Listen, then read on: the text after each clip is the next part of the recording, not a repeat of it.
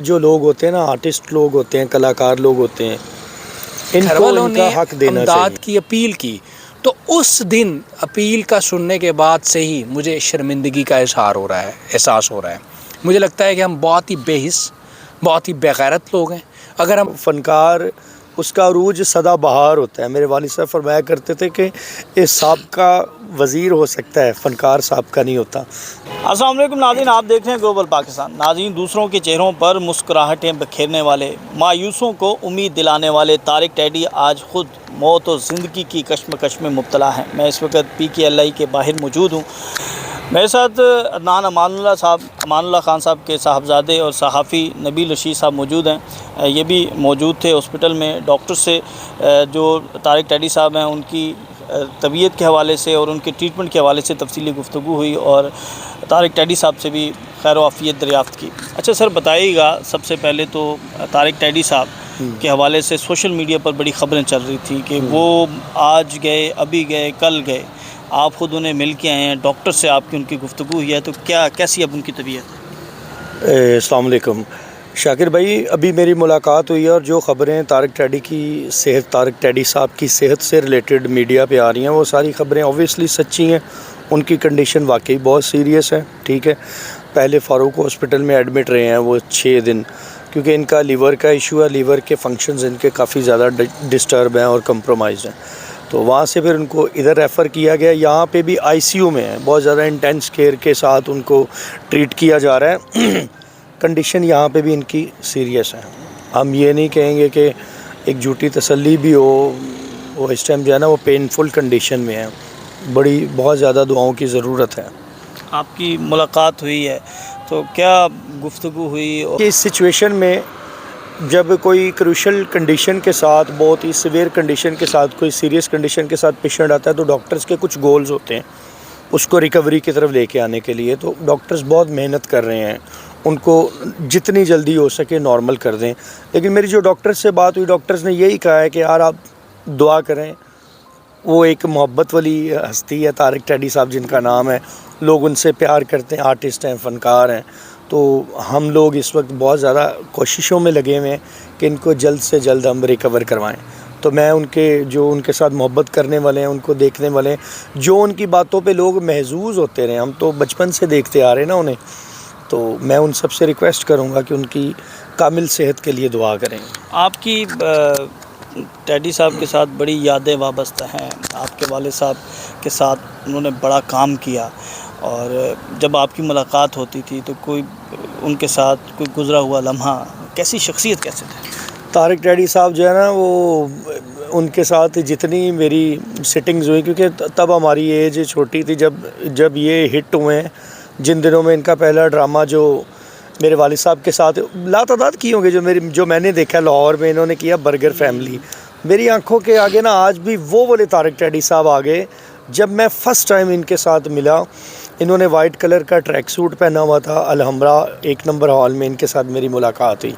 اس کے بعد پھر ماشاءاللہ یہ بہت زیادہ اللہ تعالیٰ نے ان کو بام و عروج دیا، آج تک چل رہا ہے وہ عروج، اور انشاءاللہ تعالیٰ فنکار اس کا عروج سدا بہار ہوتا ہے۔ میرے والد صاحب فرمایا کرتے تھے کہ یہ سابقہ وزیر ہو سکتا ہے، فنکار سابقہ نہیں ہوتا، تو فنکار کا فن ہمیشہ زندہ رہتا ہے اور زندہ رہے گا ہمیشہ۔ تو طارق ٹیڈی صاحب سے وہ ملاقات ہوئی برگر فیملی کے دوران، تو بڑا چھیڑا مجھے انہوں نے۔ اس کے بعد پھر یہ بہت ہٹ ہوئے، ان کا ایک ڈرامہ تھا بوہے باریاں، اس کے بعد تو طارق ٹیڈی صاحب کا ہم نے کلائمیکس دیکھا ہے۔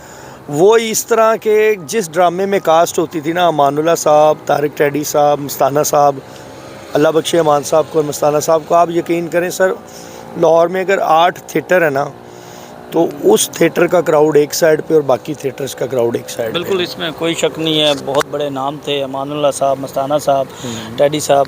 اچھا سر، نبیل صاحب، آپ کی بہت قربت ہے طارق ٹیڈی صاحب کے ساتھ، آپ کی ملاقات ہوئی تو کیا مناظر تھے، کیا ان کا کہنا تھا، طبیعت کیسی ہے ان کی؟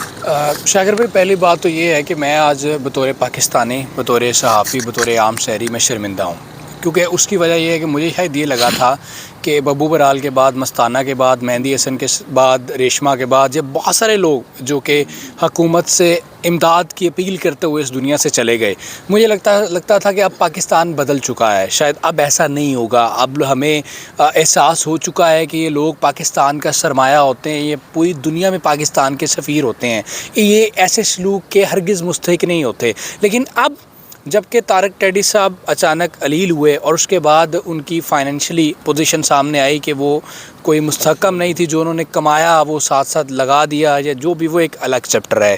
لیکن جب ان کے گھر والوں نے امداد کی اپیل کی تو اس دن اپیل کا سننے کے بعد سے ہی مجھے شرمندگی کا احساس ہو رہا ہے۔ مجھے لگتا ہے کہ ہم بہت ہی بے حس، بہت ہی بےغیرت لوگ ہیں۔ اگر ہم اپنے ان لیجنڈس کی قدر نہیں کرتے تو ہم نے کس کی قدر کرنی ہے؟ میرا ماننا یہ ہے کہ لوگ کہہ رہے ہیں کہ جی انتظار کر رہے ہیں حکومت کی طرف سے جواب آنے کا، حکومت کی طرف سے امداد آنے کا انتظار کر رہے ہیں، حکومتی شخصیات کا یہاں پر آنے کا انتظار کر رہے ہیں، لیکن میں یہ سمجھتا ہوں کہ طارق ٹیڈی اس چیز کے مستحق نہیں ہے کہ ان کے گھر والوں کو بار بار یہ کہنا پڑے کہ ہم نے اپلیکیشن سبمٹ کر دی ہے۔ یہ جب طارق ٹیڈی علیل ہوئے تو اسی وقت حکومتی شخصیات کو وہاں پر پہنچ جانا چاہیے تھا اور ان سے پوچھنا چاہیے تھا کہ آپ کی کیا کنڈیشن ہے، اور اگر کنڈیشن اچھی بھی ہوتی اس کے باوجود ان کی تمام تر علاج کی ذمہ داری خود لینی چاہیے تھی۔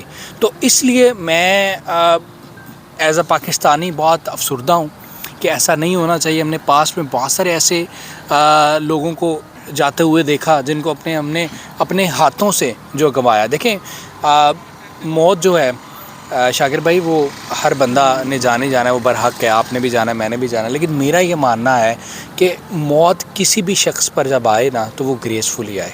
مجھے یہ لگتا ہے کہ مرنے کے بھی کچھ آداب ہوتے ہیں، اور جب اس طرح کے لوگ ہوں، بڑے لوگ ہوں، ان کو تو بڑے شایان شان طریقے سے ان کا ٹریٹمنٹ ہونا چاہیے۔ ٹھیک ہے، مرنے والے کو بڑے شایان شان طریقے سے رخصت کرنا چاہیے۔ ہم نے اس سے پہلے بڑے لوگوں کو اتنا رسوا کیا، میں آپ کو بتا نہیں سکتا۔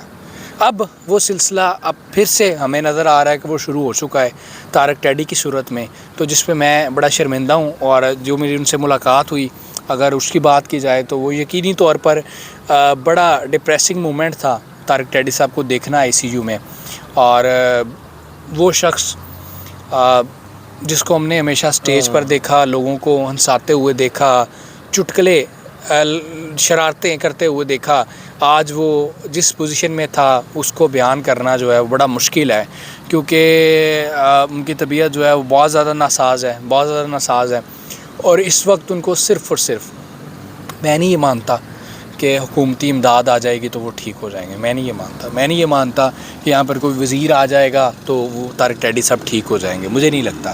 مجھے شاکر بھائی یہ لگتا ہے کہ اس وقت ان کو صرف اور صرف دعاؤں کی ضرورت ہے، پورے پاکستان سے ان کو دعاؤں کی ضرورت ہے، اور یہ دعائیں ہی ہیں جو کہ یہ کرشمہ کر سکتی ہیں کہ طارق ٹیڈی صاحب کو دوبارہ اپنے پاؤں پر کھڑا کر سکتی ہیں، لیکن اس وقت جو ہے صورتحال جو ہے ان کی بہت زیادہ نازک ہے۔ جی، پوری قوم کی دعائیں ہیں۔ آپ کیا کہنا چاہیں گے عدنان بھائی آخر میں؟ میں یہی کہنا چاہوں گا کہ یہ جو لوگ ہوتے ہیں نا، آرٹسٹ لوگ ہوتے ہیں، کلاکار لوگ ہوتے ہیں، ان کو ان کا حق دینا چاہیے۔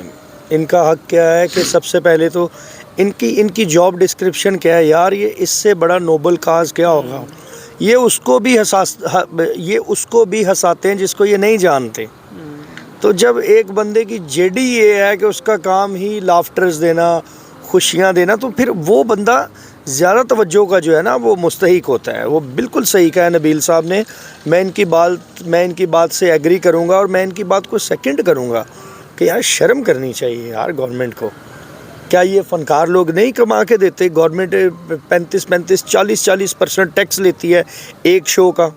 10 لاکھ کا شو لگا ہے تو ایکسائز کا بندہ جو ہے وہ بکنگ پہ بیٹھا ہوتا ہے کہ اس 10 لاکھ میں سے 3.5 لاکھ روپے آپ ہمیں دیں۔ کتنا ریونیو آتا ہے ان کو؟